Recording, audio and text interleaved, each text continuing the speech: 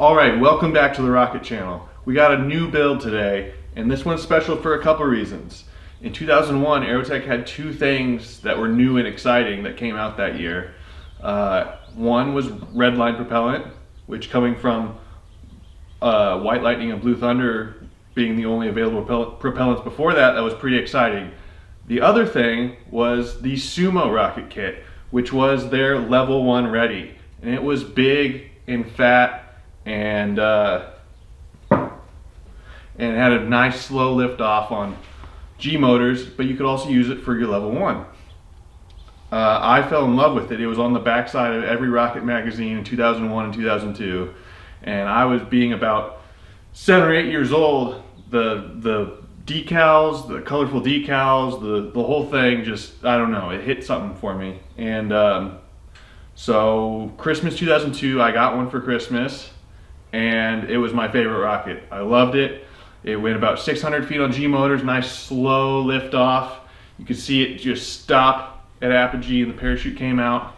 The thing I didn't like about it was it had the plastic fins like a lot of Aerotech kits, which are fine, but as they aged it became brittle, and I had a hard landing on, I think it landed on a road or something, and it broke one of the fins, and that was basically the end of it. There were a couple of other issues that kept me from like trying to get a new fin for it or something, but yeah, so I had that rocket for about 5 years. And it was actually the first rocket I ever flew a high power motor in. I bought a Dr. Rocket 29 180 case off of the Rocketry online auctions in 2003 maybe, which, yeah, those of you that know what remember the Rocketry online, well, just Rocketry online in general, but the auctions, that's, you know, that's some old school stuff. But yeah, that was my first high power case, and I was 10 years old, and I flew an H165, which at the time there were no red lines below an H motor, so that was super exciting. And then I flew it on an H128 at the same launch. Had a very early learning experience with getting a little grease on the delay element. Came in ballistic. Bought a tube and a nose cone from Aerotech and a new decal sheet. Rebuilt it because it basically just smashed the tube up to the top of the motor tube. There was enough body tube left, I was able to get a coupler in there. But anyway, if I didn't ramble on long enough about the Sumo, you might have guessed that is what I'm building. So this is going to be a direct replica of an Aerotech Sumo using a glass tube and G10 fins and a PML 4-to-1 nose cone. So this will be identical to an Aerotech Sumo, but it will be glass, and I'm going to put a 38mm mount in it. Now, it was tempting to build it with head and deploy and a 54mm mount, but I don't have good restraint with using adapters, and I wanted the Sumo to be more of the low and slow, simple, with motor eject, much of the things I liked with the original Sumo that I had when I was a kid. So we are going to keep it with a 38mm motor mount, and so I hopefully can, well, I mean, I will be able to put H motors in it. If it's light enough, I could even maybe put a G, but I'm hoping for a low, slow flight with like an H123. That's what I'm shooting for. Or be able to put a J570 in it and have it go, you know, can't remember what it simmed to, 8,000 feet or something. So we're using 1/8 inch G10 for fins, which is honestly way overkill, way too big and heavy. But I kind of wanted to add some weight to it, and I like the look of the 1/8 inch better. So I just wanted this to be bulletproof. It has sort of those swept fins, so if there was a hard landing or something, I wanted to make sure we didn't have any problems with that. And you could really get by for the speeds it's going to reach. I could have used 16th inch G10, but sometimes if it sets in the sun, it warps and this and that. I really just not worried about weight at all. I went for the 1/8 inch. It didn't really cost any more, so that's what I'm going to do. Probably have to add a little bit of nose weight, but that's fine. For this rocket, really the heavier it is, the better in a sense. I don't want to be reckless with it and just like fill the fin count with epoxy, but a little extra weight isn't going to hurt anything. I'll probably do regular deploy for the smaller motors, and then I'll probably buy a Jolly Logic shoot release if I want to put a J motor in it or something. So yeah, we have glass tube. I bought a glass motor tube. These are from Tim Wildman. and I got the nose cone from him as well. And then I'm gonna cut my own rings here out of some 1/4-inch birch. We got the G10 for the fins. I have some 9/16 tubular nylon that I'm reusing from some old projects and stuff. So this is just gonna be a cheap and dirty build. Hopefully it turns out really good. I bought a set of decals from Aerotech, so we will be able to have the full Sumo look. You know, it's gonna look like a stock Sumo when it's done. So it's gonna be super cool. So check it out. We're gonna be using the Jasper circle cutting jig. I really love this. You use a plunge router. I'm using a little trim router here.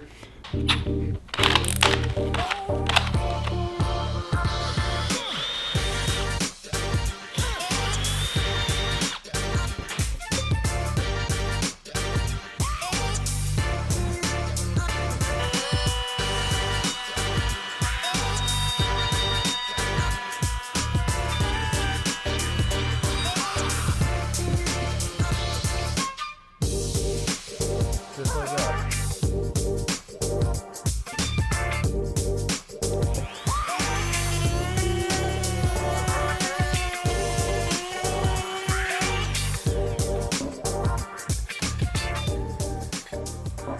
Problem we have running into right now, we got the rings fitting the motor tube nicely. That's gonna be good. The inside diameter of this body tube, it basically fell to like a 3/32. My circle cutter only goes to a 1/16 of an inch. So we go to the next size up. We're left with a ring that's just barely too big to fit in the tube.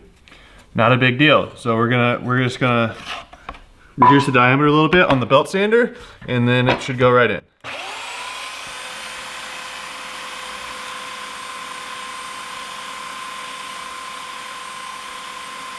Look at that. Nice tight fit. We'll probably take it down just a little bit more so we can make it easy to get in and out of there, but it's just what we're looking for. All right, so one of my favorite techniques for marking a tube is to use paper. So one piece didn't quite get it, so I taped two together. In this case, we're making a guide on this end at least to mark the tube. It's 1 inch too long to be precise, and we want to be just like the original kit. So we're gonna cut 1 inch off of it.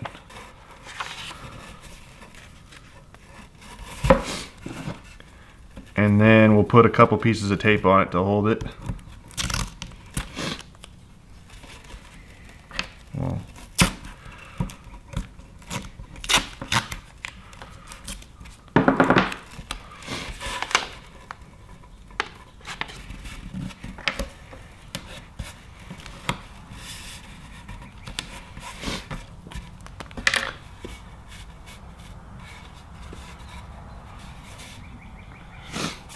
and then we'll just mark around there. We're gonna use this piece of paper to cut the fin slots as well, or to mark the fin slots so we can cut them. So you're gonna mark this overlap. Whoop.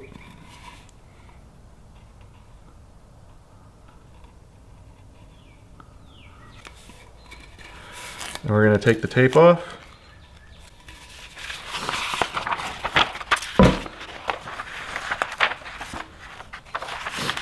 And that's what we're left with, is basically our circumference, and we're gonna measure that 12 and 11/16.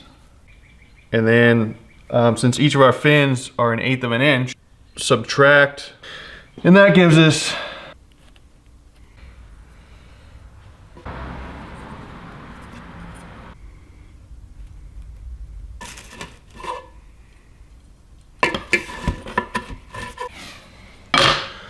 all right.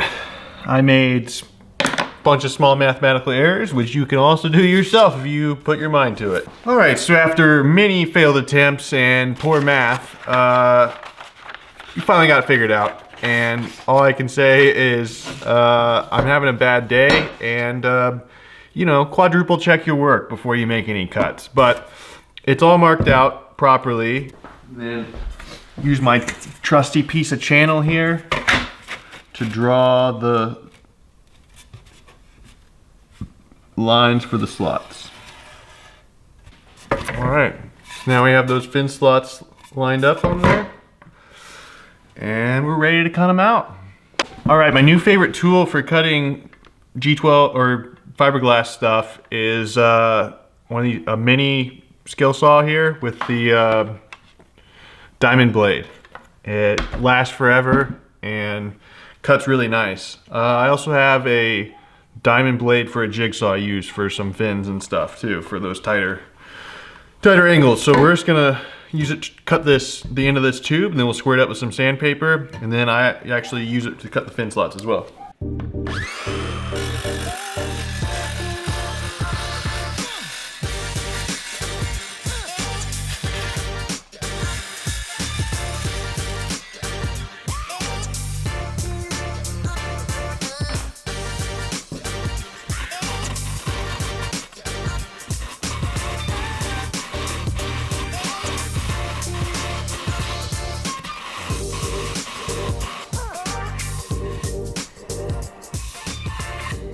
And just like that, we have a nice square tube.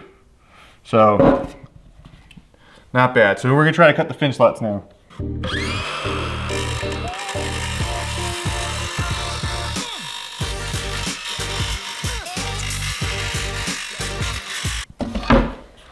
We'll have to open those up a little bit with a Dremel once the fins are cut, but it's a pretty good starting point. It's easier than trying to cut the whole thing with the Dremel.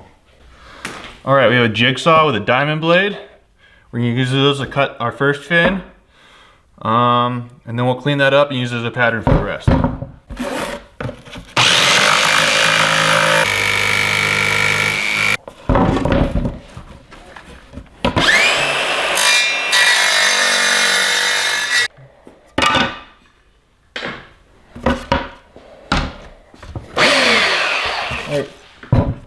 We'll just clean it up on the belt sander a little bit. We cut just outside the line, so we'll bring it and get it nice and perfect.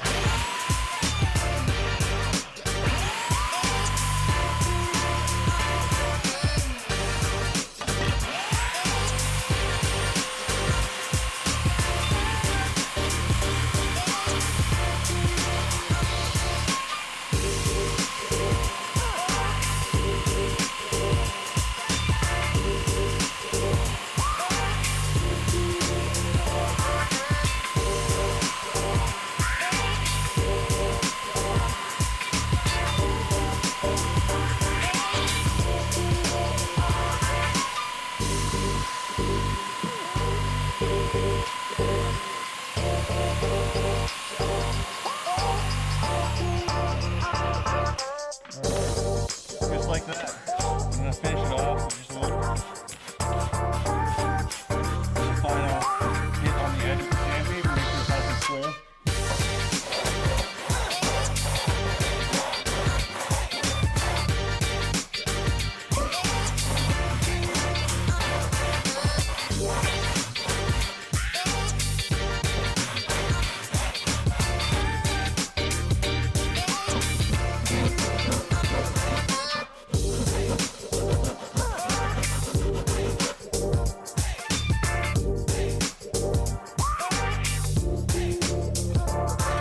And there it is. So we can go ahead and trace this 3 other times, cut it out, and we'll have all our fins.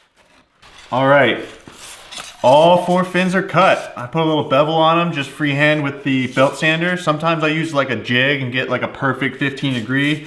Wasn't super worried about it. They came out pretty clean. May hit it just with some sandpaper, so it'll be more of a you know, tapered bevel rather than a like a sharp knife edge. But yeah, I'm pretty happy with how that turned out. Now we just need to open up these fin slots a little to get these fins in there. You can see it's really close. So I'm just gonna use a Dremel with a diamond cutoff wheel on it, and we'll just open it up a little bit.